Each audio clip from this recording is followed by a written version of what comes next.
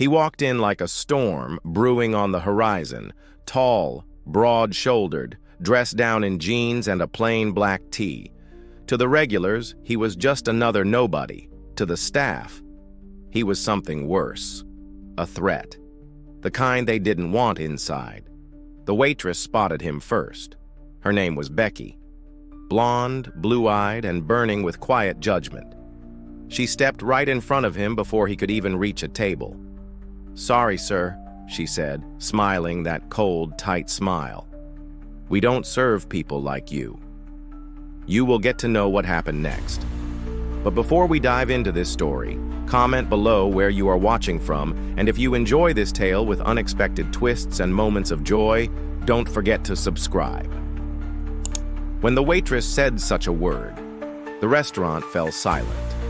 Forks paused mid-air, heads turned, eyes narrowed.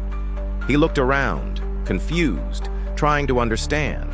His name was Elijah King, and what Becky didn't know was that Elijah wasn't just anybody.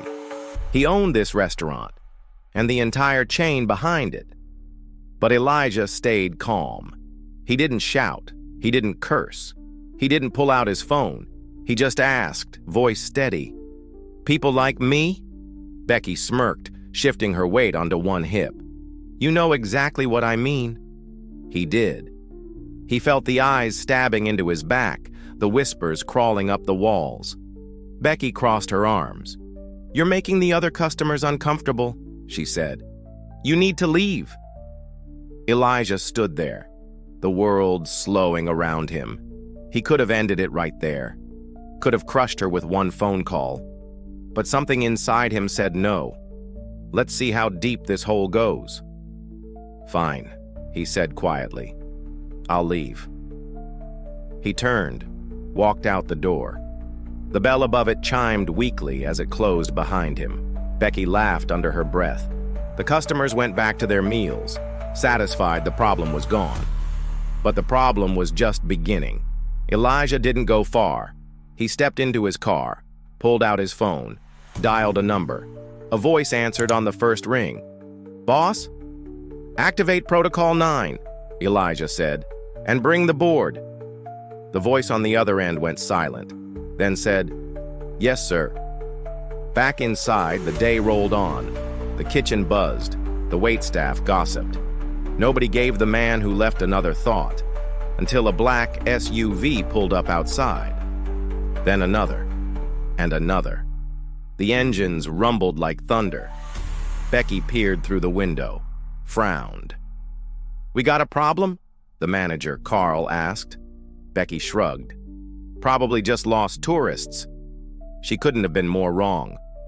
The doors flew open. 6 men in suits walked in, serious, silent, deadly. The customers froze again. Becky blinked, stepping back. Carl stepped forward, trying to save face. "Can I help you folks?" he asked, voice wobbling. The tallest man spoke. "We're here to inspect the premises." Carl laughed nervously. "Inspect? We haven't had a health inspection scheduled."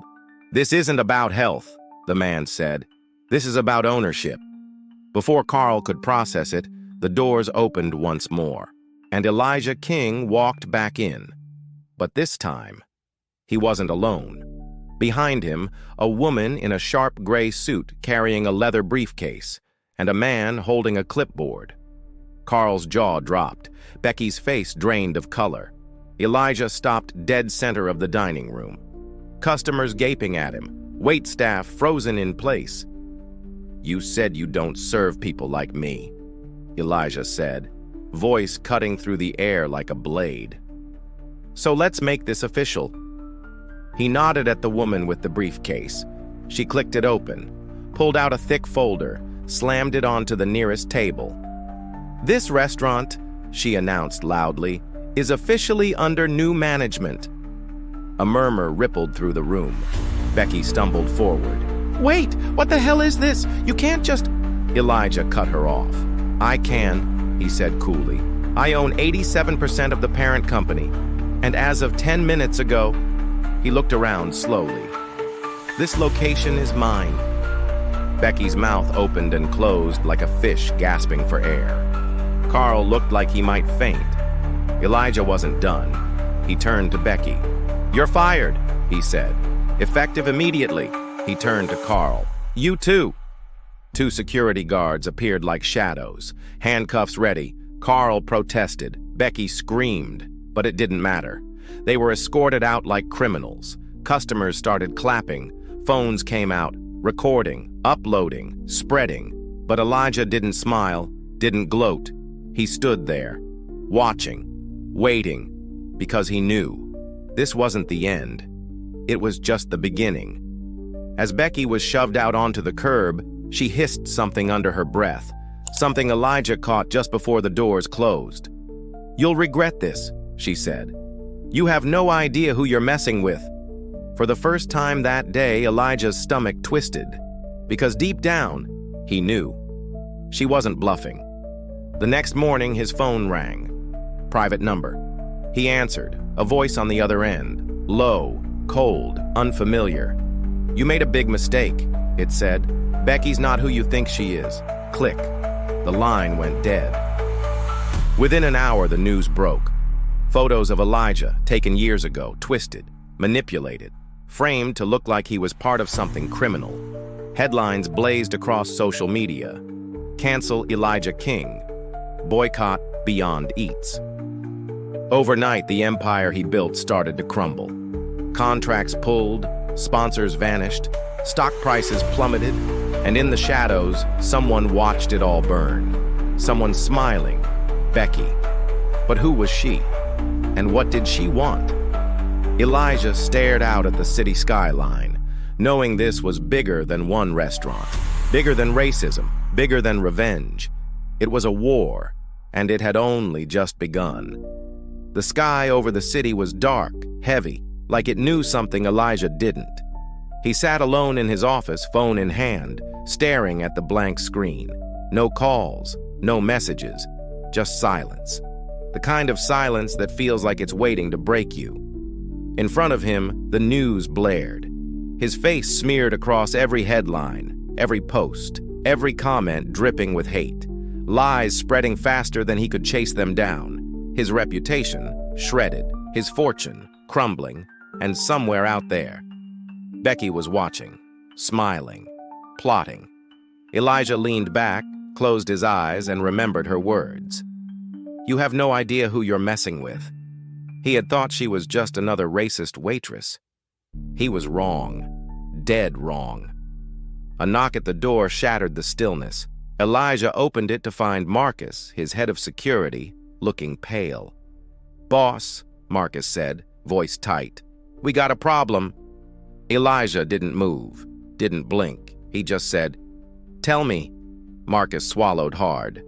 "Becky's real name isn't Becky. It's Rebecca Langston." Elijah frowned. The name meant nothing to him, until Marcus added, "Langston, as in Senator Langston's daughter." Elijah's stomach dropped. Senator Gerald Langston, one of the most powerful, most ruthless politicians in the state, a man known for burying enemies so deep they forgot they ever existed. Elijah felt the weight of it slam into him. This wasn't personal. This was political, strategic, calculated. He wasn't just fighting for his company now. He was fighting for his life. Marcus continued, "It gets worse. She's not acting alone." Elijah leaned forward, every nerve in his body screaming. "There's a whole group behind her," Marcus said. "They call themselves the Purists. Quiet, rich, connected, and they want you gone." Elijah's jaw tightened. "Why me?" Marcus hesitated, then said, "Because you're the first black man to ever build an empire big enough to threaten theirs." Elijah stood up slowly, fire burning in his chest. They didn't just want to ruin him. They wanted to erase him, make him a cautionary tale. "What's the move?" Elijah asked. Marcus shifted uncomfortably. "They've already started. Smear campaigns, fake lawsuits, anonymous tips to the IRS. They're trying to bleed you dry, boss." Elijah stared out the window, the city lights blinking like warning signals. He knew he couldn't fight them in the courts, couldn't beat them in the media. He needed something else, something they didn't expect, redemption by force, power reclaimed in the shadows. "Set up a meeting," Elijah said. "With who?" Marcus asked. Elijah smiled grimly. "With every enemy I've ever made." Marcus's eyes widened. "Boss, that's dangerous." Elijah turned to him, voice steel. "Good. Let them be dangerous for me this time." 2 hours later, a secret room in the basement of a hotel filled with faces from Elijah's past. Rivals, competitors, ex-partners he had crushed on his way to the top. Men and women who would normally spit at his feet. Tonight they sat silent, listening, waiting. Elijah stepped to the center. No notes, no speech, just truth. "They're coming for me now," he said. "But they'll come for you next." He laid it out. Every dirty secret he knew, every deal the purists had corrupted, every person they had silenced. Fear rippled across the room, greed followed, and then agreement. They wouldn't save Elijah out of loyalty. They would save him out of survival, out of spite, out of self-interest. Fine. Elijah didn't need friends. He needed soldiers. By midnight, a plan was in motion, a digital war, leaks, hacks, whistleblowers, a network of chaos set to strike back. Elijah stood outside the hotel, feeling the storm shift. For the first time in days, he felt like maybe, just maybe, he could win. Then his phone buzzed. A text. No number. Just 6 words. "You think this is over, Elijah?" He barely had time to react before a black sedan screeched around the corner, tires screaming, windows tinted so dark they looked like black mirrors. The back door flew open. Men in black masks jumped out, guns drawn. Elijah ducked behind a concrete pillar, heart pounding. Bullets ripped through the night. People screamed. Cars swerved. Sirens wailed in the distance. Elijah didn't wait. He ran. Faster than he ever had in his life. He heard footsteps behind him, shouts, orders. Someone grabbed his arm. He spun, ready to fight. But it was Marcus, bleeding from the forehead. "Go!" Marcus shouted. "They want you alive!" Elijah didn't ask why, didn't waste time. He shoved Marcus toward a side alley. They sprinted through the darkness, lungs burning. Every second a gift, every corner a trap. Finally, they ducked into a subway station, hiding behind a maintenance door. Heartbeats thundering in the small, grimy space. Elijah tried to catch his breath, tried to think, tried to understand. Why alive? Why not just kill him? Marcus leaned against the wall, panting. "Boss," he said, voice trembling, "you need to know something else." Elijah turned to him. "What?" Marcus hesitated, then whispered, "Becky. She's not just Langston's daughter. She's your half-sister." The words crashed into Elijah like a freight train. His mind reeled. Reality bent and twisted around him. Sister, blood, family. 1,000 memories flashed through his mind. His mother, her secrets, her sadness, the missing pieces, the unanswered questions. Elijah staggered back, shaking his head. "No," he said. "That's not possible."